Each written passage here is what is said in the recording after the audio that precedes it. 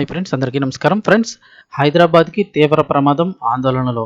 అసలు ఏం జరుగుతుంది, ఏంటి వివరాలు తెలుసుకుందాం. చాలామంది అనుకుంటారు రెగ్యులర్గా ఏదో ఒక సమస్య అయితే కనుక చెప్తూ ఉంటారని. కానీ ఇది మీ పక్కనే మీకు తెలియకుండా ఎప్పటికే మీ దగ్గరికి చేరిపోయినటువంటి ప్రమాదం ఇది. సో దీనికి సంబంధించి అత్యంత అలర్ట్గా ఉండాలని అయితే కనుక ఇప్పుడు చెప్తున్నారు ప్రత్యేక అధ్యయనంలో. సో ప్రతి ఒక్కరు వీడియోని పూర్తిగా చూడండి. అలాగే తప్పకుండా ఒక లైక్ చేయండి. లైక్ చేయడం వల్ల మరింత మందికి ఇన్ఫర్మేషన్ చేరుతుంది. అలాగే మీకు తెలిసిన వారు కూడా షేర్ చేయండి. మరిన్ని అప్డేట్స్ కోసం ఛానల్ని సబ్స్క్రైబ్ చేసుకోవడం మర్చిపోకండి. ప్రస్తుతం హైదరాబాద్ ఊపిరి ఆగే పరిస్థితి వస్తుంది. బాంబు పేల్చిన ఐఐటి కాన్పూర్ ప్రత్యేక అధ్యయనం అయితే కనుక బాంబు పేల్చింది. ఈ ప్రమాదం మనకి కంటికి కనిపించదు, వాసన కూడా ఉండదు, కానీ అది ప్రతి ఊపిరితోటి శరీరంలోకి వెళ్ళిపోతుంది. హైదరాబాద్ గాలి ఇప్పుడు మనుషులను సైలెంట్గా చంపుతున్న ఆయుధంగా మారుతుంది. ఇది పొగమంచు కాదు, ఇది మామూలు కాలుష్యం కూడా కాదు, నెమ్మదిగా పనిచేసే విషం. అదే సల్ఫర్ డయాక్సైడ్. దీన్నే SO2 అని కూడా పిలుస్తారు. దీన్ని సల్ఫర్ డయాక్సైడ్ అంటారు. ఓవైపు రోడ్లపై ట్రాఫిక్ కదులుతోంది, మరోవైపు భవనాలు ఎదుగుతున్నాయి. ఇలా నగరం అభివృద్ధి చెందుతున్నట్టే కనిపిస్తోంది, కానీ ఆ అభివృద్ధి వెనుక ఒక చీకటి నిజం దాగి ఉందంటున్నారు. మనం పీల్చుకునే గాలిలో విషపూరిత వాయువు ప్రమాదకర స్థాయిని చేరిందని తాజా అధ్యయనం హెచ్చరిస్తోంది. ముఖ్యంగా హైదరాబాద్ చుట్టూ ఉన్న ఔటర్ రింగ్ రోడ్డు ప్రాంతాలు ఈ భయంకర దాడికి కేంద్రాలుగా మారుతున్నాయి.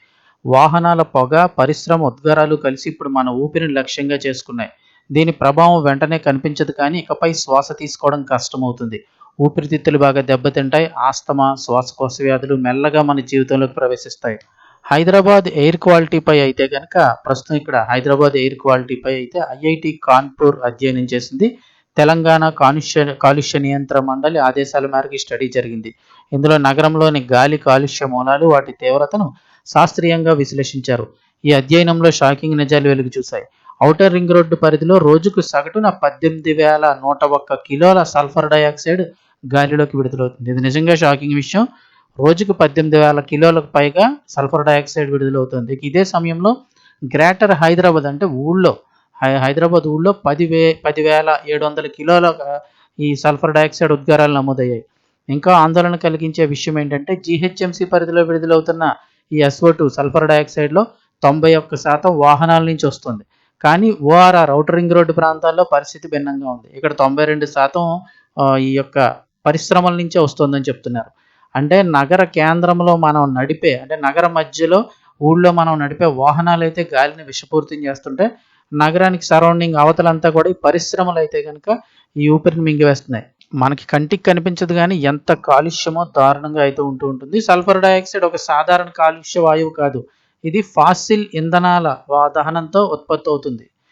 ముఖ్యంగా డీజిల్, బొగ్గు వాడకం ఎక్కువైన చోట దీని ప్రభావం తీవ్రంగా ఉంటుంది. శాస్త్రవేత్తలు చెబుతున్న ప్రకారం SO2 గాలి ద్వారా శరీరంలోకి వెళ్ళినప్పుడు శ్వాసనాళాల్లో మంట, ఊపిరితిత్తుల వాపు, ఆస్తమా తీవ్రత పెరగడం లాంటి సమస్యలు వస్తాయి.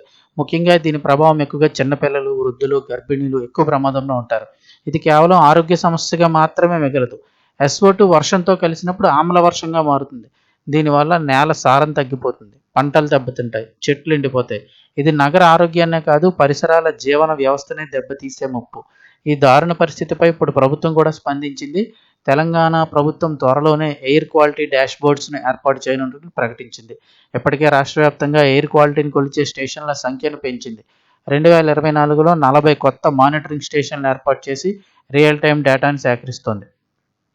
ఈ మానిటర్స్ అయితే పెద్ద ఉపయోగం ఉండదు. అసలు ఎక్కడ ఏ ఏరియాలో ఎంత కాలుష్యం ఉందనేది మాత్రమే తెలుస్తుంది. అంతేకాదు వాహనాల ఉద్గారాలు, అంటే వచ్చే కాలుష్యం, నిర్మాణ పనులు, పరిశ్రమల కాలుష్యాన్ని లక్ష్యంగా చేసుకొని క్లీన్ ఎయిర్, అంటే ఎక్కడ ఏ ఏరియాలో ఎక్కువ ఉందో చూసి ఆ క్లీన్ ఎయిర్ యాక్షన్ ప్లాన్ అమలు చేయాలని ప్రభుత్వం చెబుతోంది. రెన్యూవబుల్ ఎనర్జీపై దృష్టి పెట్టడం, భారీ కాలుష్యం చేసే పరిశ్రమలను నగరాల నుంచి దూరంగా తరలించడం కూడా ఈ ప్రణాళికలో భాగం అంటున్నారు. అయితే డాష్ బోర్డులు చూపే సంఖ్యలు మన ఊపిరిని రక్షించగలవా? ఎందుకంటే హైదరాబాద్లోని గాలిలో ఈ విషయం ఒక్కసారిగా దాడి చేయదు. అది నెమ్మదిగా మన శరీరాన్ని అలవాటు చేస్తూ చంపుతుంది.